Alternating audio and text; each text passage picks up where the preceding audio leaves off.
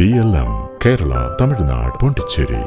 ഭരണമാറ്റത്തിന് ശേഷം LDFിലും UDFിലും ആഭ്യന്തര തർക്കം രൂക്ഷമാകുന്നു. പുതിയ സർക്കാർ അധികാരമേറ്റതിനു ശേഷം ഇരു മുന്നണികളുടെയും യോഗം ചേർന്നിട്ടില്ല. തെരഞ്ഞെടുപ്പ് പരാജയം വിലയിരുത്താൻ വിപുലമായ യോഗം വിളിക്കണമെന്നാണ് ഇടതുമുന്നണി നേരത്തെ തീരുമാനിച്ചത്. CPM CPI തർക്കം നിലനിൽക്കുന്നതിനാൽ നടന്നിട്ടില്ല. മുന്നണിയിൽ ചർച്ചയില്ലാതെ വീര്യം കുറഞ്ഞ മധ്യത്തിൽ മുഖ്യമന്ത്രി നിലപാട് പ്രഖ്യാപിച്ചത് UDFിൽ തർക്കമാണ്. ഒരു യോഗം ചേരാൻ പോലും മുന്നണിക്ക് കഴിഞ്ഞിട്ടില്ല എന്നതും പ്രശ്നമാണ്.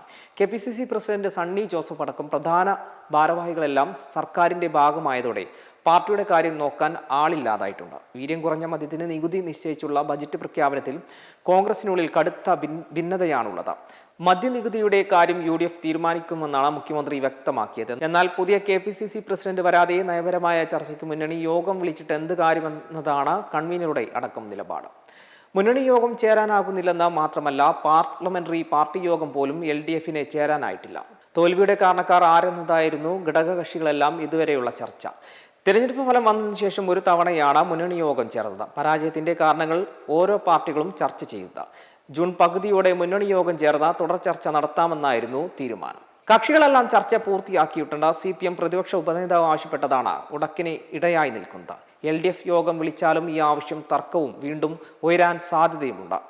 തെരഞ്ഞെടുപ്പ് പരാജയത്തിന്റെ കാരണത്തിൽ മുഖ്യമന്ത്രിയായിരുന്ന പിണറായി വിജയനെയും CPMനെയും കുറ്റപ്പെടുത്തിയാണ് എല്ലാ കക്ഷികളുടെയും നിഗമനമുണ്ടായത്.